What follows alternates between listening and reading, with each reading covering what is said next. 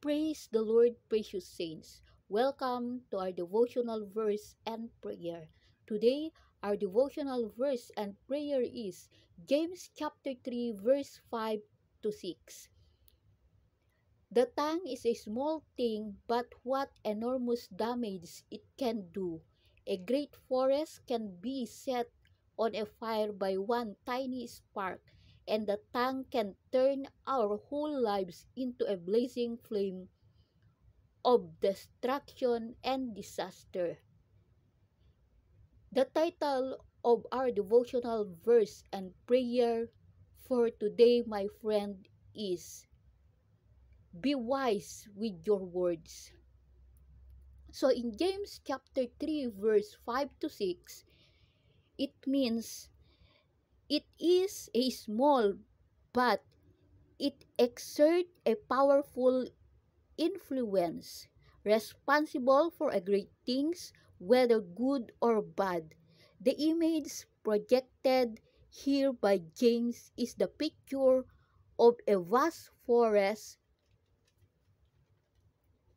Flames all began by a falling of a single spark. Speak of a fire in a negative way that which destroy the tongue in some ways is responsible for all the iniquity in the world. Body members constructively speaking is the negative way can bring about a physical illness in the body. The tongue set us on a particular part, and in this case, the wrong path. By using the word hell, we are made to understand not only the wickedness of the tongue, but as well its destructive power. When we lack self-control, we're vulnerable to all kinds of problems. Anything out of control in your life can harm other people and damage your close relationship. Uncontrolled anger, lust, addiction, spending, drinking, or ambition can create enormous problems. But the greatest destroyer of a relationship is uncontrolled tongue. I read once that the average person has about 30 conversations a day. That was before the pandemic quarantine. But if it is true, that would mean we spend around one-fifth of our lives talking. At some point, your mouth will probably get you in trouble. The odds are against you.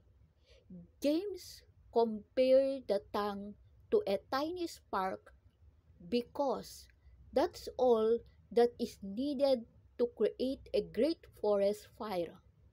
A careless words can ignite your relationship and make them all go up in a smoke. Have you ever met a verbal arsonist? Their words are dangerous. They use words of discouragement, disappointment, accusation, criticism, sarcasm, condemnation, or attack.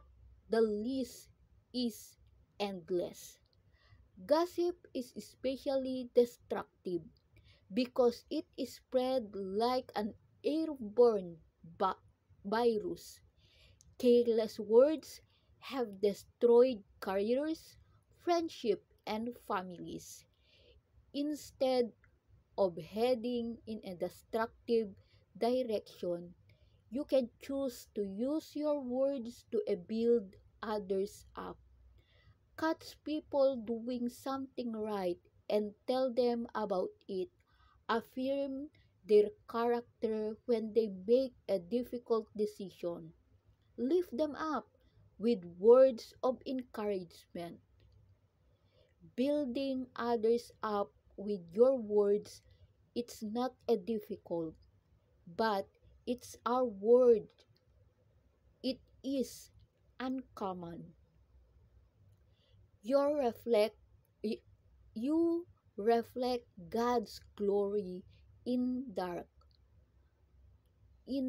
world when you control your mouth and build others up. So my dear friend, build other people in the way that you can encourage them.